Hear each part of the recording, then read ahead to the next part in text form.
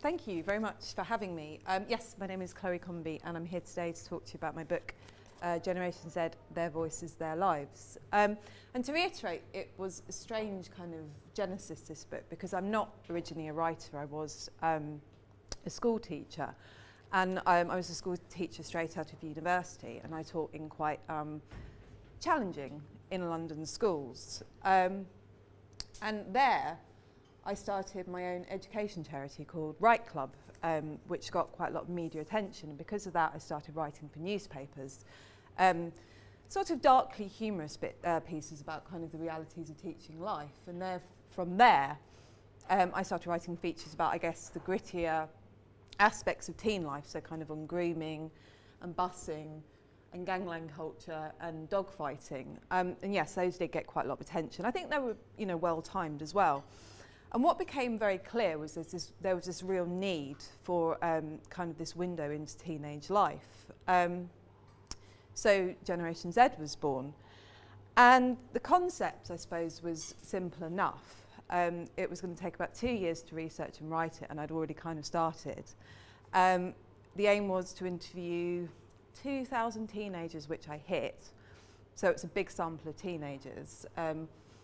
And this isn't a book just about kind of gritty teenagers. It's kind of from the most kind of normal teenage experience to the most extreme, because you had to kind of get the whole range.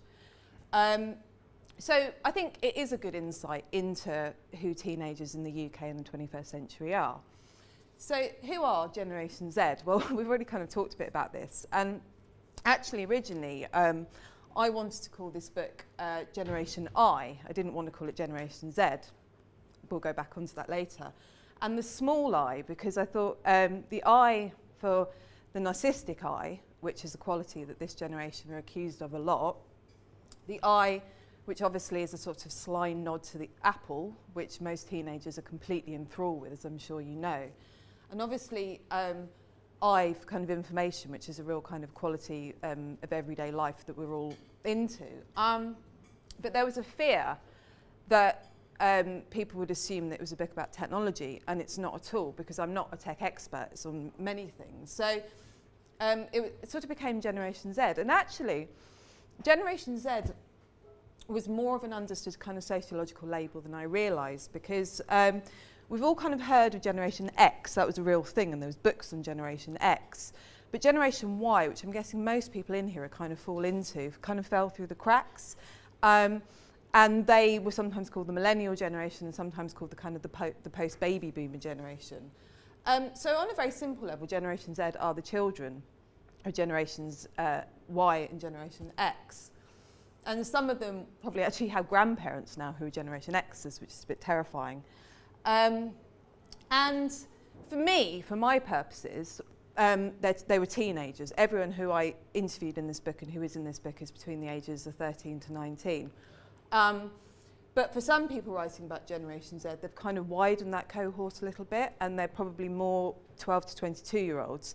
And currently there's a lot of kind of scare pieces about how the oldest Generation Z are about to enter the workplace, and how ill-equipped they are, and how they can't talk properly and they write properly, and they write in text speak and speak in text speak. But for my purposes, they were teenagers. On a much more complex level, they were as complex as any big group of people. They were as complicated and as strange and as multifaceted and as normal and as likeable and as unlikable and as difficult to define as like any other large group.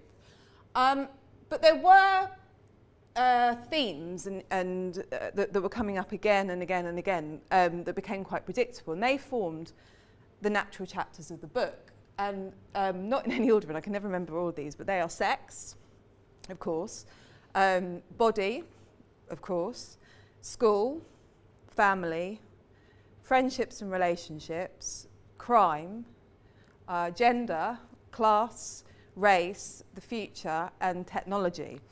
And technology I particularly kind of wanted to focus on a bit, so obviously considering this audience, but also because it is interesting because for this generation, because this is the first generation, this is the thing that differentiates this generation, is this is the first generation that have grown up with the internet, they've grown up with social media, they've grown up with mobile phones, and they've never known a world without those things. The rest of us probably can remember a world when we didn't have those things. But this generation have never known a world without them, and it's massively influenced who they are and how they've evolved and how they think. And on the way, I actually met a few kids, several who spring to mind, and I'm going to read you a very short piece, who didn't realise that the internet used to not exist. And they actually thought I was pulling their leg. And they had to go away and Google this fact, which obviously is ironic in and of itself. I'm going to read you a very short piece from the book. Now, this is trigger warning, there's swearing. And if you do end up reading this book, there's lots of swearing and there's lots of kind of quite grim stuff in it. There's lots of really funny and happy stuff as well, but there is swearing. And I'm not going to give you the whole description, but these are 3 boys, and it's basically them describing their relationship every day with technology. And these 3 boys have never read a book except Holes by Louis Sachar, because they were made to, and Romeo and Juliet, because they were made to at school. And they figured that they probably accrued individually probably about 250 hours a week online in some way, like gaming and so on. And these are 3 different boys. One's called Raj, one's called Abdi, and one's called Jawad. Do you know what I found out the other day? That the internet used to not exist. I didn't know that, and my mind was all like, the fuck? And this is the next one. You're such a fool. Of course it didn't used to exist. Mobile phones used to not exist. That's jokes, man. Can you imagine no mobile phones? How would you even talk to people? With your mouth, you dickhead. But now, man, the world would be so shit with all the stuff we have. Like, teachers are all negative about it and say it's sucking our brains up, but that's bullshit. I was gaming with this sick guy in Colombia the other day. He told me all this shit about Colombia that I didn't know from geography lessons. That's educational. And he told me he gangbanged my mum and sisters as well. But that's just gaming, innit? You cuss each other to the max. It's psychological banter, innit? You want them to get all pissed off with you so that they lose. And it goes on. So that leads on to my next question, which is, do teenage boys and girls engage with and get treated by the internet differently? Well, that piece obviously referenced gaming quite a lot, and I'm not going to go into gaming today because I don't game and I don't really know enough about the logistics and the politics of it to really go into it in detail. What I do know is it's a real red button topic at the moment, particularly to do with gender, because there's this whole kind of thing about how it's a traditionally male thing and more girls want to game. But thumbs up to teenage boys. I will say that I met very few who seem to have a problem with that. They're very inclusive about the idea. And that seems to be more of an issue that a few grown men seem to have a problem with, and I'll let you make of that what you will. Both genders are, as I'm sure you know, hugely in social media. But that relationship's evolving and changing really quickly. I guess what you would describe as kind of the granddaddy of social media, which would be Facebook, is in its death throes with teenagers. They're completely out. They're leaving by their hundreds of thousands every day. And for the reason, and I quote, is because there's too many old people on there. And their parents and their grandparents are now on there. And 16-year-olds don't want to hang out with their parents and grandparents in real life, so they certainly don't online. I don't think teenagers ever really embrace Twitter that much. I think it's much more of a middle-class adult thing. I think that middle-class adults love to go on Twitter and either show off or get offended by things. I think kids like Twitter for stalking people, but other than that, they don't really talk about it in any kind of passionate way.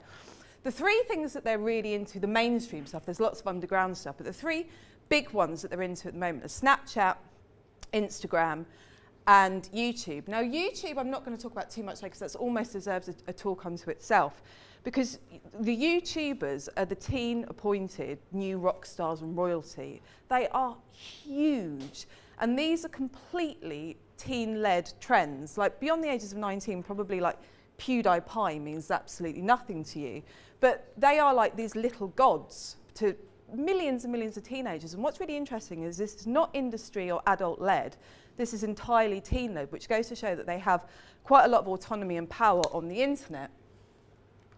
But the one I wanted to talk about today was actually Instagram, because there I think that there is a really interesting kind of gender sort of political paradigm that comes up. male vanity is a thing, and it's a growing thing, and there's lots of issues about boys and their body image. But if you look at the Instagram page of the average teenage boy, it revolves around stuff or action. Stuff being cool, if they're a bit older, cool cars, cool headphones, cool shades, cool threads, or it revolves around action. So like on holiday surfing with their mates, like on the side of a mountain with their hands in the air at sunset. Or if they're a bit younger, maybe like looning around a classroom with their friends and kind of making those kind of signs. Girls' Instagram page revolve around the self. And by the self, I mean the selfie self. Very stylized, very sexualized. The duck face now is the fish face, which duck face is very like 2015, and we're nearly 2016. Lots and lots of pouting, lots of focus on kind of body in a very kind of sexualized way. And when I was writing the book, lots of girls told me about selfie parties. And selfie parties, ostensibly, I guess, are like slumber parties. But the whole idea is you get together, stay around each other's houses, and rather than watch a movie or talk about boys, you doll each other up, take hundreds or thousands of selfies, manipulate them and face tune them, though you don't admit to that, and then put them on Instagram. And there's a competitive element as to who gets the most likes or the most comments. And obviously the holy grail of those comments come from boys. And I think that's pushing both genders into roles I think that lots of them are really uncomfortable with. Girls become the exhibitionists on trial, and boys become the voyeurs and the judges. And lots of them said to me, I don't like this. And what a shame in 2015, where most adults, probably with the exception of like Donald Trump, have decided that beauty pageants are really naff, that teenagers are in this endless online beauty pageant. And you can say, they don't have to do it. But I think with teenagers, social media and Instagram, it's kind of like the tree falling in the woods, that if they're not on it, they feel like they don't exist. And what really interested me was one of the undisputed queens of Instagram, Kylie Jenner, who millions of them follow. And unless you've lived under a rock, a happy rock, for the last 5 years, you'll know that Kylie Jenner is the half-sister of Kim Kardashian, who originally became famous ostensibly because her mum put her sex tape on the internet. Her mum did that. And Kylie Jenner has sort of become the next generation. And it was her 18th birthday a few weeks ago, and there was wall-to-wall, endless, global, breathless coverage of this. What she wore, what her mouth looked like, what was on her feet, what was around her neck, what her boyfriend looked like. I mean, every possible thing.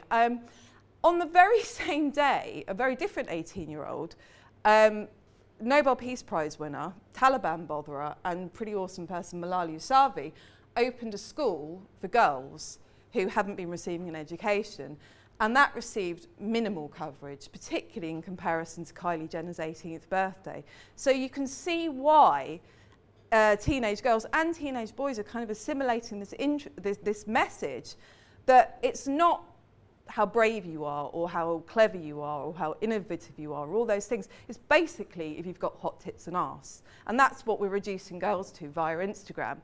Which leads me to my next question, I hope. Is technology and social media turning all teenagers into bullies and victims?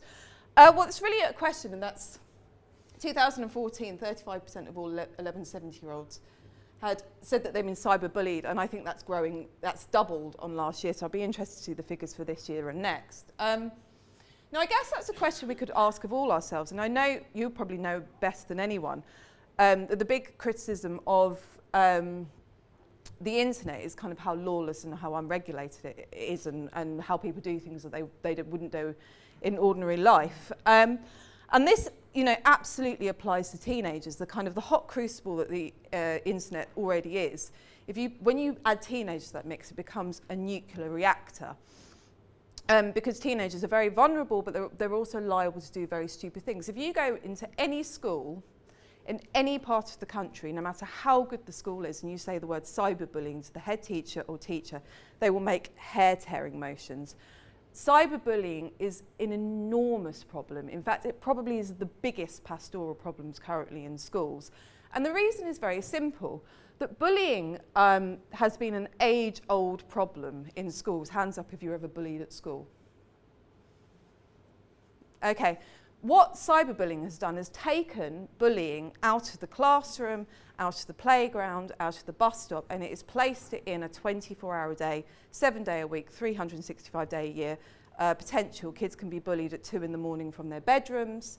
Kids can be bullied whilst they're on summer holiday with their parents.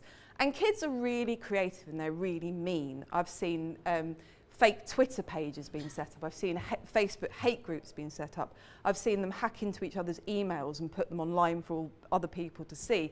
And that's with my own eyes. And if you wanted to ask what, I guess, the wicked stepmother of this kind of cyberbullying is, particularly from a head teacher's point of view, it would be sexting. Does anyone know what sexting is? Okay. Just in case you don't, sexting is a sexually explicit text with a nude or semi-nude photograph. Now, as you can imagine, these are wildly popular with kids. If you get a group of kids in a room, probably from the age of 15 plus, I'd say probably 75% of them have either sent a text, received a text, or the sext, or been privy to a sext.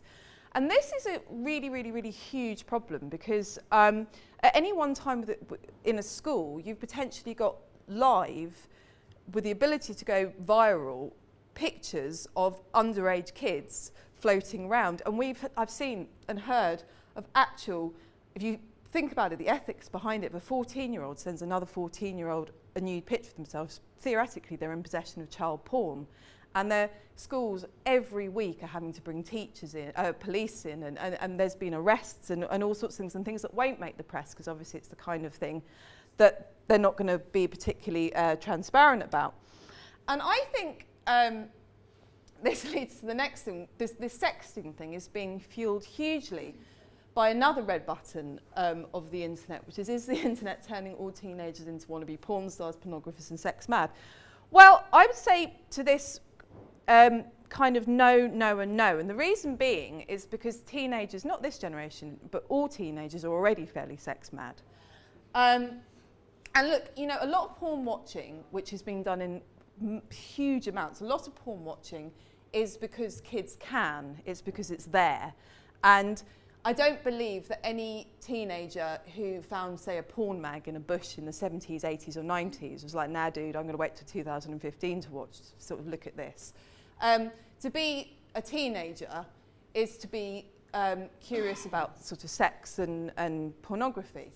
But does that mean that I don't think that porn is a problem? No, I don't. And here's why. If teenagers were watching the kind of porn films that maybe they made in the 70s with like big bushes and big moustaches and like kind of refrigerator operators, that would be one thing. But they're not. A huge commissioned sort of study into pornography that was made recently revealed that 80%, and I'd say that's probably modest, 80% of pornography now contains some extent of violence and sexual violence. So kids are watching porn films with depicted rape, depicted gang rape, S&M, beatings, slapping around, and all manner of sex acts. And I've done a lot of writing on this, so I've had to do my research.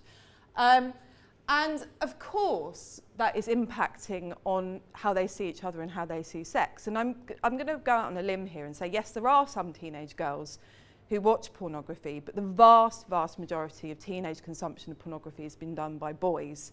And I promise you, they are somewhere between watching it quite regularly to mainlining the stuff. And it's having an impact on it's manifesting behaviourally, certainly. And look, in this country, we have a problem with consent.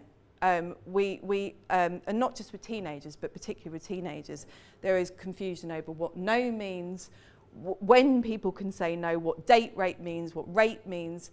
And that kind of, I do believe, is being kind of slightly led by porn, because in porn there is no such thing as no, and there's very, very few boundaries. And another very quick reading that I wanted to do for you today, which was from a boy who I spoke to a lot over the last couple of years. who's actually been kind of treated for I guess you could say, a porn addiction. I remember the first time I saw porn, I was probably about 6. I went to a primary school that was attached to a high school, and there was always older kids mostly giving us shit, but some were okay. This bunch of lads were like, look at this, and it was a porn film. I don't know what it was exactly, but I remember being really interested in it and knowing it was probably bad, but in a good way.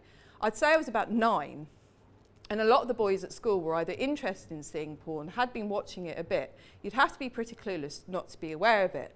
I didn't get a mobile phone until I was 11, when the obsession really started because it was so easy to access, but I'd definitely seen a lot before then. A lot of my mates had mobile phones, and after football practice we'd sometimes watch a bit on John's phone, who had this wicked phone with a really good screen even then. We'd all cuss each other saying, "You've got an erection, you pervert," and we would deny it, but it's porn. What else is going to happen? So he was kind of exposed to porn at the age of 9. And I don't think that's unusual at all. In fact, I know it's not, because I've done a lot of work in primary schools. So a bit bleak, but I think, but just before I move on to the last couple of things, that there's so much kind of confusion, that the sort of sex talk is rather 1997. I think in education, we need to perhaps bring in a porn talk and porn education and about how it doesn't replicate real life. But, with things like kind of cyberbullying and sexting and, what happens potentially if you put a picture up online, I think that, maybe companies like this and educators and politicians perhaps need to get together and really clarify kind of the dangers and the pitfalls of the internet and maybe put them there for everyone to see every time you go online. So, because I think lots of kids are really, really running into trouble. I know lots of kids are really running into trouble because they do things on the internet without thinking, without realising. So, not completely different topic, but slightly different topic, because I know Rob was really curious about this one. This is a country with a class obsession, and it's a country with a class problem. There are far too many kids who are kind of falling through the cracks and are neglected, and I think with this particular government that's increasing.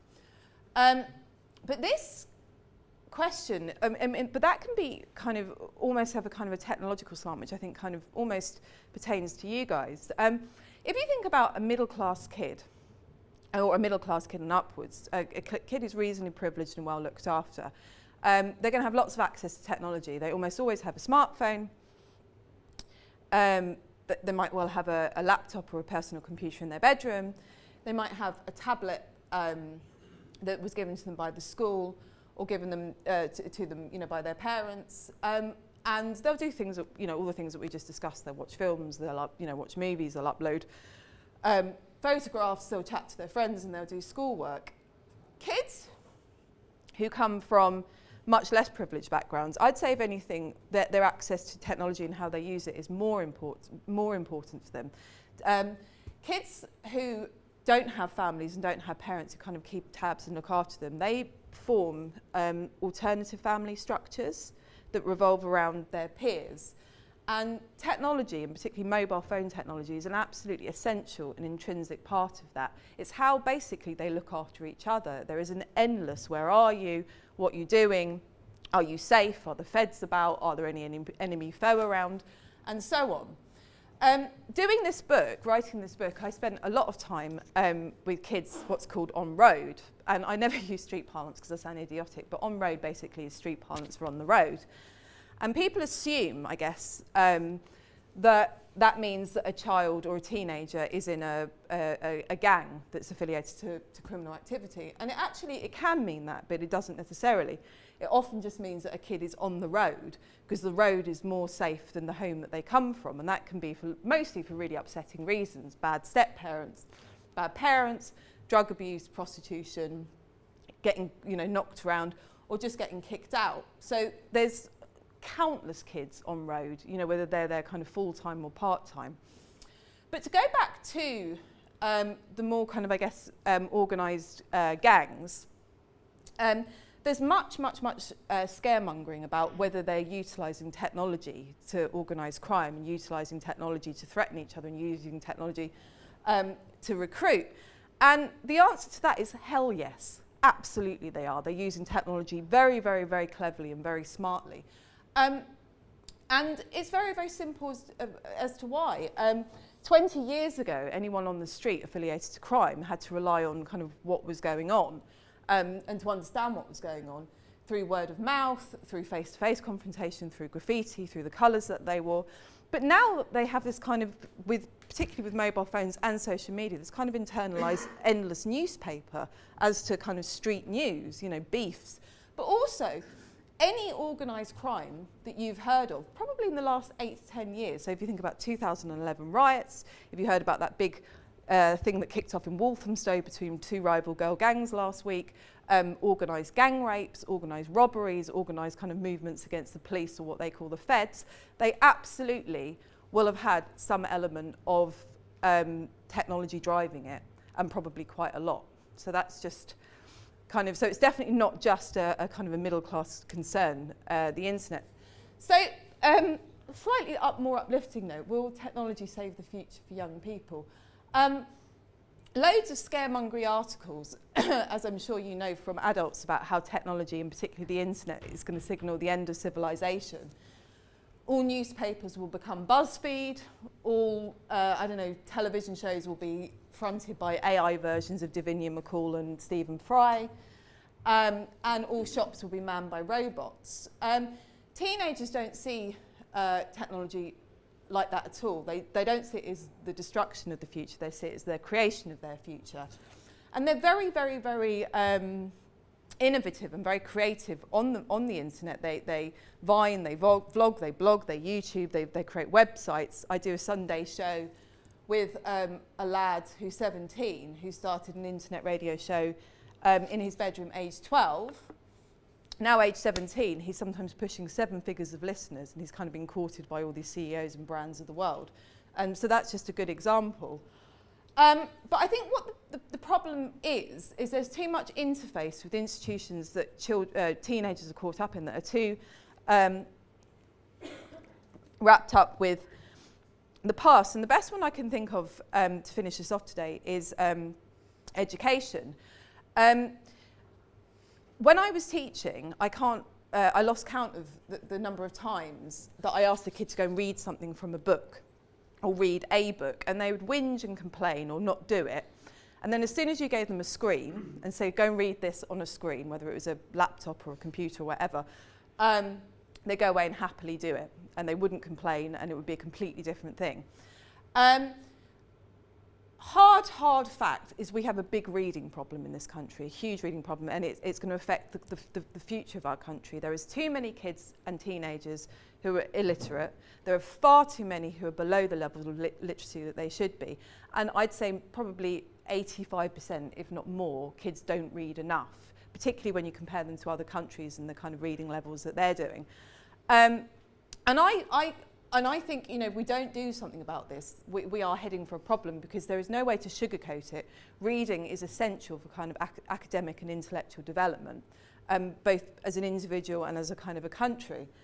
And I think the remedy might be technology. I think schools might be too beholden to this idea that reading has to happen in an armchair in a corner in a big tome of Dickens, and they have to kind of embrace that this is how kids want to read. I did a lot of work for Wellington College under Sir Anthony Selden, who's a real educational progressive. 6 years ago, he got rid of 75% of the books in their library and replaced them with screens and kind of interactive forms of reading. And they went on to have unparalleled academic success year on year. Now, Wellington College is an incredibly wealthy institution, and state schools don't have that kind of equipment or money. I'm a huge fan of the state system, but it is buckling. It is buckling under a weight, and it's heading for serious problems. This is a government that is tearing apart the state education system piece by piece, and it's in desperate need of help. Year on year, classroom sizes increase, so you'll have in classrooms, in one classroom, sometimes 35 kids. And within that class size, you can have kids with an ability range from serious learning difficulties to genius. So you are never going to have the kind of, not every child in there is going to kind of have the learning that they need. Some kids really work well with one-on-one. Some kids work really well in groups. Some kids kind of love rote learning. Some kids love like doing project learning. So all the kids in the state system I spoke to pretty much told me that the internet has become their kind of primary source of top-up learning, because they cannot facilitate the kind of learning that every child needs. And I think this needs to be embraced. I think there needs to be a collaboration between perhaps companies like this and all the many like them, I know, even though not as good, and education, because I think the state system is in dire need of help. So more online learning resources. We're not reading enough. Kids don't have access to books. So what about a heavily promoted, teen-marketed online library service? A talk like this probably will primarily be watched by adults. What about a teen channel where you have something like How to Write the Perfect Essay, what the hell Hamlet's all about? The night before a GCSE maths exam, what about an online live cramming session with a mathematician? The night before an English one about an online cramming session with a writer. So many possibilities, because I guess no pressure here, and this is the point I'm going to finish on, is that for teenagers in particular, the internet is so much more than time and space. It's where they learn, where they're entertained, and I guess where they're kind of like looking for a guide to the future. And maybe it needs to be filled with more spaces to kind of innovate and to learn and to inspire, because I suppose companies like this have become some of the most powerful in the world. And all I would say is with great power, I guess, comes great responsibility. And I wanted to leave it with the final note from Annabelle, who's 15, who said that if I woke up one day and found the internet and Google wasn't there, I'd probably just straight up die. So thank you. Great.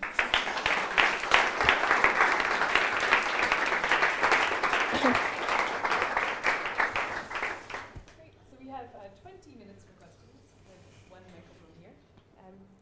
Questions from the floor. So Chloe, if you can repeat the question.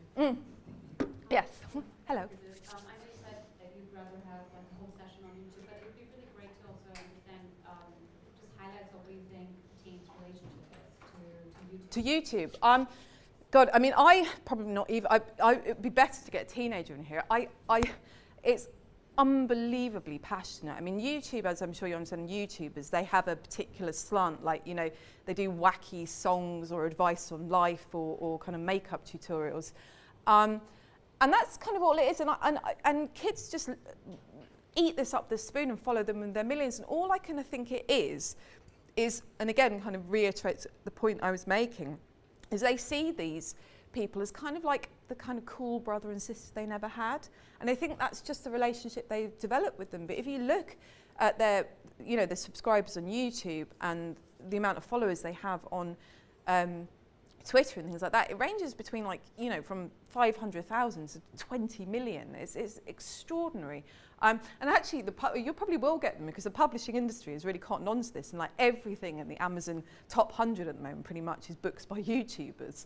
So it's like this real cash cow.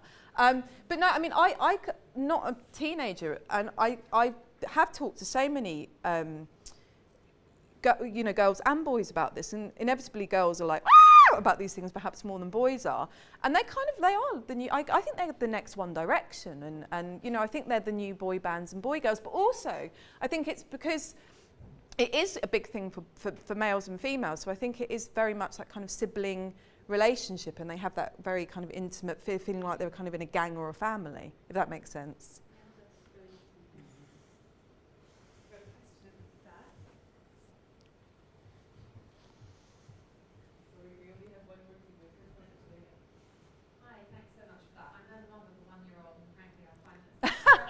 Sorry.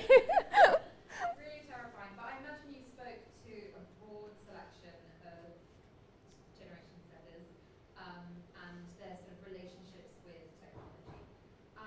Were there any kind of indicators of, or differentiators, I guess, between those who had healthy relationships with technology, where you think it didn't impact on their ability to sort of socially connect in person, and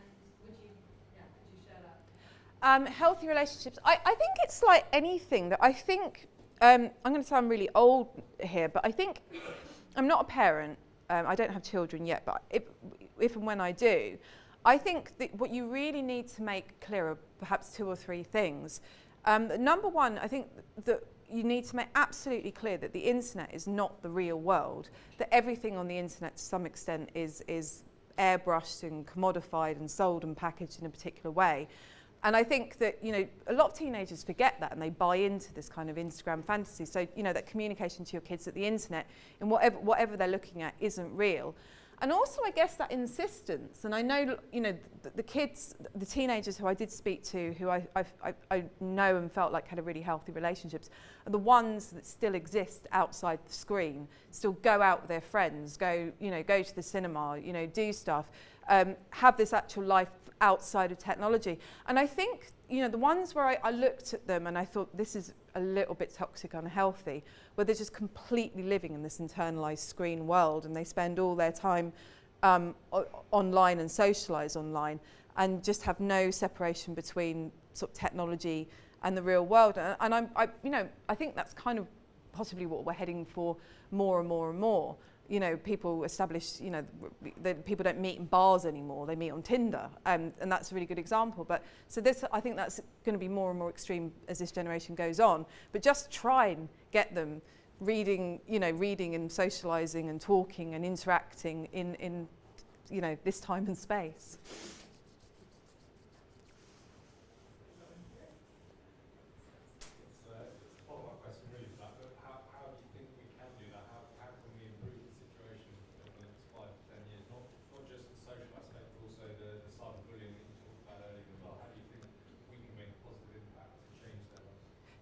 So do you mean by their lives or kind of the internet itself, or kind of a bit of both? A bit of both. It's really hard, isn't it? Because, like, you know, for lots of kids, how does, like, go to the Scouts or go, like, be a Girl Guide or go, like, you know, be a champion swimmer, I think, or go and, you know, volunteer or mow an old lady's lawn.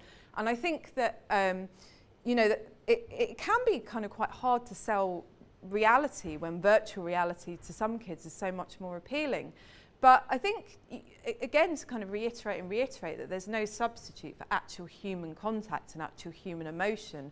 And, like, you know, chatting to your mates online is not the same, I think, as kind of sitting by them and having them there and so on.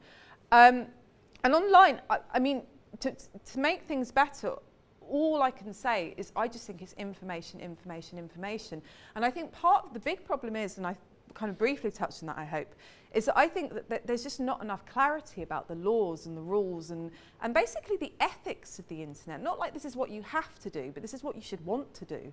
And I think really, if we've got any hope at all, I think there needs to be much more collaboration between the internet providers and politicians and educators to actually kind of come up with internet happy sort of packages, or, you know, something that sounds a bit sort of happy clappy, but something that is a bit more universally understood about how you should behave online, and probably maybe built into it. It's like, go outside occasionally, see the world.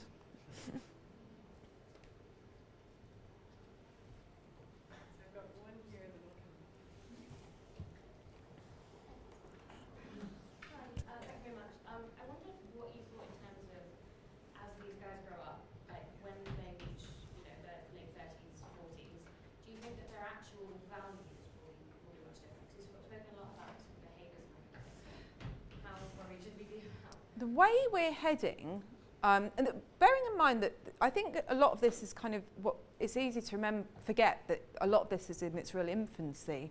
And in terms of internet, we're all like pretty much in nappies still. That, you know, there's a real kind of newness to this world, and I think we're kind of making up the rules as we go along and realising there's some things that need to be improved or modified. Like, I think Twitter's a really good example of this. It started this kind of social experiment that is just going horribly, horribly wrong. And I think it's turning people kind of into arseholes. And I think that, and people are very quickly sort of saying, you know, this isn't good enough. And I think if we kind of ascribe those values and that particular kind of model to kids, I think we are going to learn how to manage the internet better and manage our relationship with it better. But I guess it is a collaborative thing. But I think if, you know, we stuck kids, if it went on the kind of trajectory as it is at the moment, I think we are in trouble. I think we need to make some really, really quick changes and very, very quickly. So I think that's a brilliant question.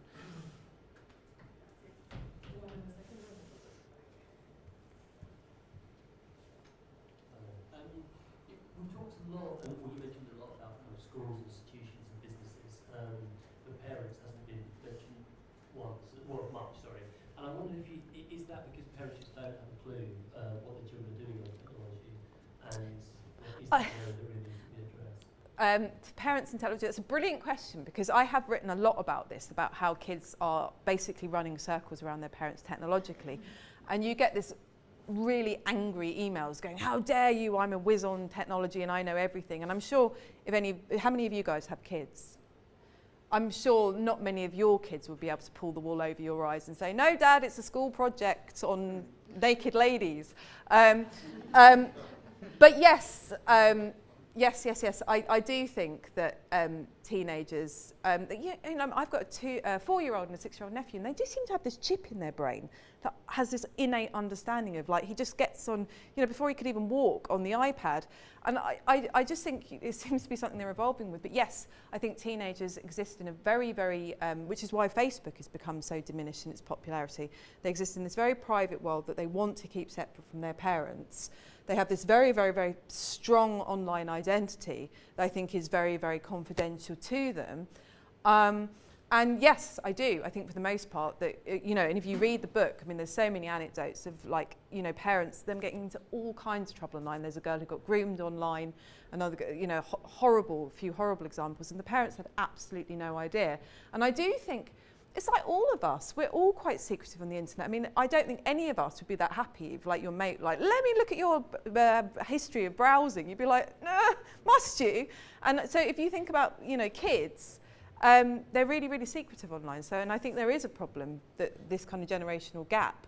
And I think, you know, it's probably narrowing. So kids who are, like, in their late teens and early 20s probably have fairly clueless parents. And then obviously as the parents get younger, that probably will narrow. But right now, I think it is a big thing. Good question. Some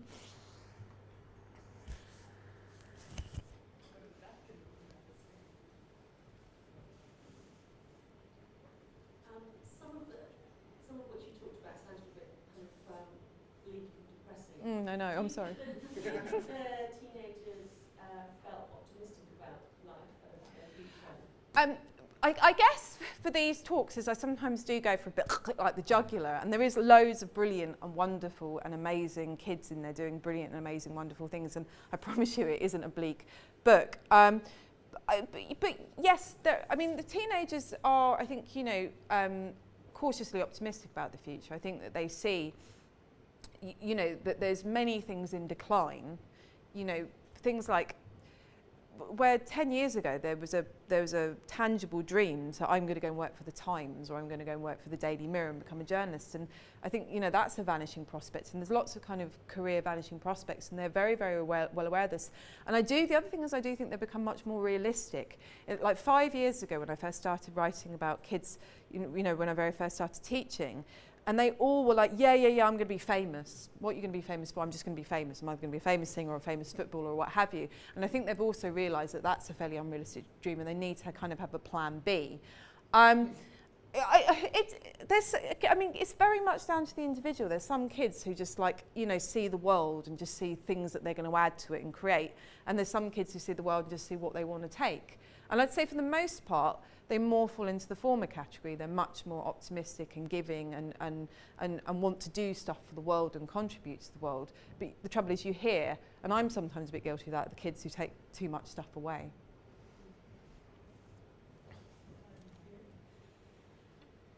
Yeah, thanks for an interesting talk. I totally get the point about how to view technology. I volunteered at a school in North London. And lucky you. Someone asked me, like, how the hell can you work for Google, sir? Because it's just a website. Right, yeah. So the question I want to ask is, you know, if a couple of the issues are, as you mentioned, you know, this idea that everything gets endlessly kind of curated, you know, before it's put online, and there's a lack of course social context when you're just texting, which obviously means that cyberbullying, etc. Sure. You can't empathize with a text message. Do you think that the rise of services like Snapchat, which are more unfiltered and have the kind of temporary aspect, are a force for good when it comes to cultural changes? It's a really complicated one because I know completely with what you're saying that the kind of in the moment can give it more that kind of immediacy that email completely lost, and I think even texting does, and particularly as it's backed up with kind of pictures and emoticons and stuff like that, which underline your point. And I do know what you mean, but at the same time, I think that Snapchat is also another barrier because it's like when you watch, we're all guilty of this I guess, but when you watch kids doing stuff like say having lunch, they're all too busy Snapchatting their lunch to chat, and I think so. I know what you mean. I think that it's evolving the way we do talk in that particular way, and I think it is bringing it into that real time and giving that kind of immediacy and emotion, but I think at the same time it's another step back from that human interaction. And I do, in 30 years' time, whether we're just going to have like screens for faces, with like emoticons coming up. Facebook's working on it. It's called Oculus. Oh, well, there you go. That's terrifying. We have time for maybe 2 more questions. I've got one here, one in the front row, and then one more. Thank you so much. Thank you. I was looking at some of the Home Office statistics about the changing nature of crime and a real decline in what you might call physical crimes, so burglaries and outrages. Absolutely, yeah. And a massive rise in things like cybercrime and child sex abuse. If you're with the Home Secretary right now, what 3 things would you ask me to do that will make a difference in terms of that growth on child sex abuse and cybercrime? Well, this is really interesting. I actually just wrote an article about this for this specifically this whole thing about child sex crime. It's a big question, but and this is terrifying.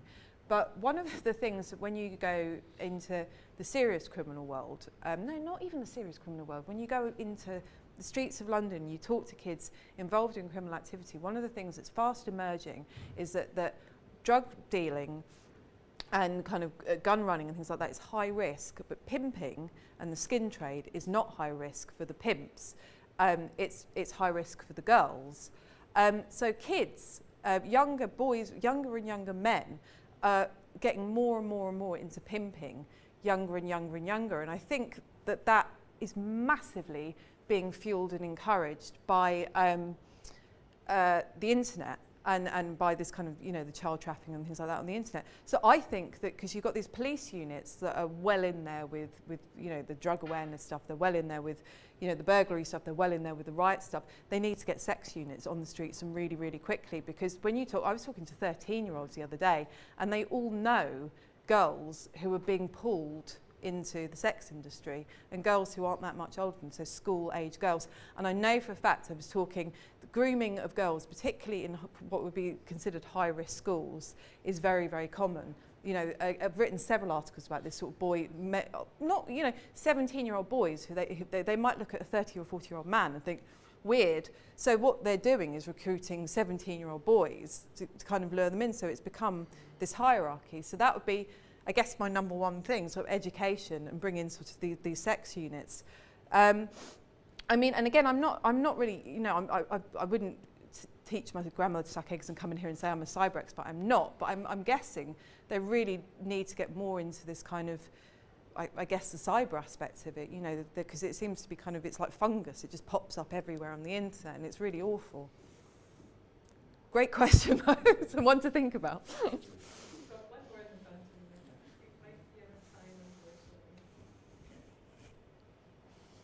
So teenagers quite famously rebel against authority, and these are quite complicated issues, and they might not, I suppose, be predisposed to listen to their parents, the police, government, and their teachers. How do you think we should try and communicate to teenagers on these issues? Or how are you going to get the message? How are you going to communicate? I think that's a really good question, and I think that I kind of do know the answer to this one, even though not maybe the complete one. I think it's collaboration. I think, again, this book is in their voices. It's them talking. I didn't say to me, this is what I think you think. I said to them, just tell me what you think. And teenagers are so used to being talked at and about that no one ever sits and says, well, you know, tell me how did you feel when your mum died? How did you feel, you know, when you got kicked out of school? How did you feel when you got into Oxford? And, you know, all these stories are in there. And I think that's the thing, that it's communication and collaboration, that rather than say, you know, these are the team problems, you say, you tell me what team problems are and let's sort this problem out together and let's try and come up with some sort of answers. And I think that that's pertinent, you know, for what we're doing on the internet, how we kind of deal with quite a lot of the internet problems, and just generally how we kind of are going to improve, I guess, as a species. That's a profound note to end on, wasn't it? Please join me in thanking Thank you.